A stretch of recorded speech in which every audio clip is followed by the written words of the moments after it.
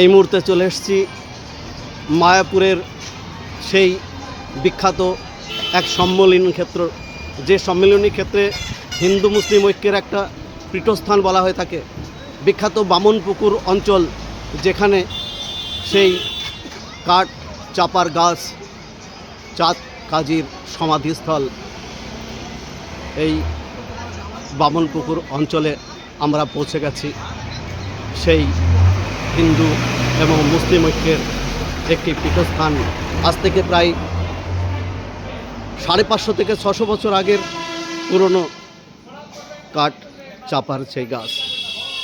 এই গাছের সঙ্গে চৈতন্যদেবের একটি সম্পর্ক আছে, অঙ্গাঙ্গী সম্পর্ক আমরা বলতে পারি, যে সম্পর্কের মধ্য দিয়ে ফুটে উঠেছে এই অঞ্চলের হিন্দু মুসলিম ঐক্যের সংস্কৃতির একটা মহান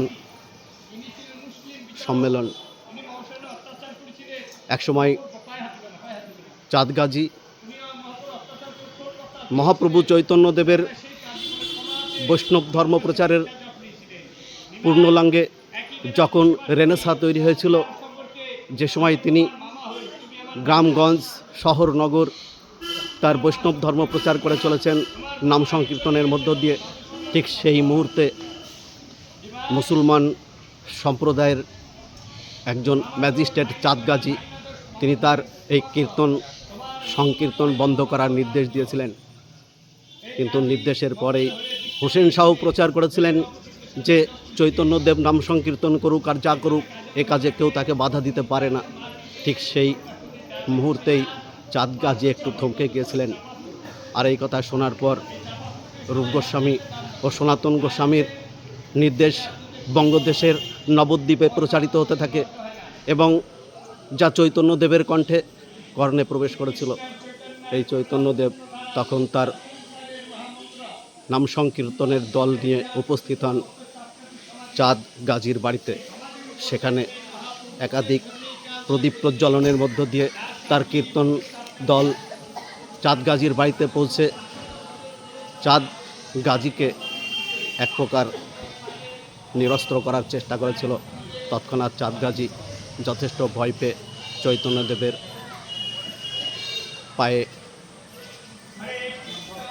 পড়েছিলেন এবং পা জড়িয়ে ধরেছিলেন। সেই মুহূর্তে চৈতন্যদেব তাকে তার কোলে তুলে নিয়ে জড়িয়ে ধরে তাকে তার বৈষ্ণব ধর্ম প্রচার করেছিলেন তার মাধ্যমে। সেই চাঁদগাজীর যেই কাঠ চাপার গাছ এখানে আছে, সেটি একটা অপূর্ব নিদর্শন। এই গাছটির ইতিহাস থেকে জানা যায় যে চাঁদগাজীর মৃত্যুর পর চৈতন্যদেব তার সমাধিক্ষেত্রের উপরে এই কাঠচাপার গাছটি লাগিয়ে দিয়েছিলেন। তারপরে এই কাঠচাপাটি এখানে সেই চৈতন্যদেবের বৈষ্ণব ধর্ম প্রচারের সময় থেকে এখনও পর্যন্ত বিরাজ করছে।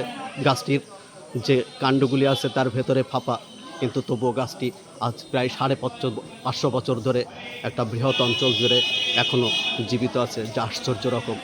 এই যে বর্ষার এই মুহূর্তে এই গাছে প্রচণ্ড পাতা নিয়ে আবার নতুন জন্ম নিয়ে যেন আবির্ভূত হয়। এখানে আরেকটি বিষয় আছে যেটা আপনাদেরকে দেখাবো, এটা না দেখলে বিশ্বাস করা যায় না। এই কাঠ চাপারের সঙ্গেই নিম গাছ জড়িয়ে আছে। মনে করা হয় এই নিম বৃক্ষ প্রকৃতপক্ষে চৈতন্যদেব, আর কাঠ চাপার যে বৃক্ষ সেটা চাঁদগাজী। এরা দুজন যেন চিরন্তন আলিঙ্গন করে পড়ে আছে। এটা যেন হিন্দু মুসলিম ঐক্যের একটা নিদর্শন, যা মায়াপুরের এই কাঠ চাপা এবং নিম বৃক্ষের মধ্য দিয়ে আজও বিরাজ করছে। তাই এই গাছটির ঐতিহাসিক গুরুত্ব যথেষ্ট। যারা এখনও পর্যন্ত এই বামনপুর অঞ্চলে আসেননি, চাঁদগাজীর সমাধিক্ষেত্রের উপর কাঠচাপা এবং নিমবৃক্ষ দেখেননি, তারা অবিলম্বে এসে এই আশ্চর্য এবং অপূর্ব একটা নিদর্শন অবিলম্বে দেখে যেতে পারেন। এটা মায়াপুর তথা বিশ্বের একটি অন্যতম ঐতিহাসিক পীঠস্থান, এটা আপনারা মনে করবেন। খুব সুন্দর একটি পীঠস্থান। এই পীঠস্থান দেখতে দেশ বিদেশ থেকে প্রচুর মানুষ ভিড় করে থাকেন। আজ আমরা এসেছি সেই পীঠস্থানে। এখানে আমরা দেখব যে হিন্দু মুসলিম ঐক্য কিভাবে প্রকাশিত হয়েছে দুটি বৃক্ষের মধ্য দিয়ে, একটা নিম বৃক্ষ আর একটা কাঠ চাপার বৃক্ষ। দেখতেই পাচ্ছেন কাঠ চাপার মধ্যে একটা নিম বৃক্ষ জড়িয়ে আছে এবং তার শেকড় দিয়ে শেকড়ের সঙ্গে জড়িয়ে আছে। কত সুন্দর! এটা হচ্ছে নিম বৃক্ষ, দেখতে পাচ্ছেন।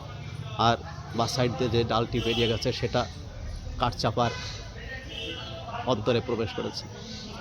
এটাই হচ্ছে হিন্দু মুসলিম ঐক্যের নিদর্শন, যেটা চিরন্তনত্ব পেয়েছে এই স্থানটিতে। এখানে এই অঞ্চলটি এবং এই স্থানটির বিশেষত্ব।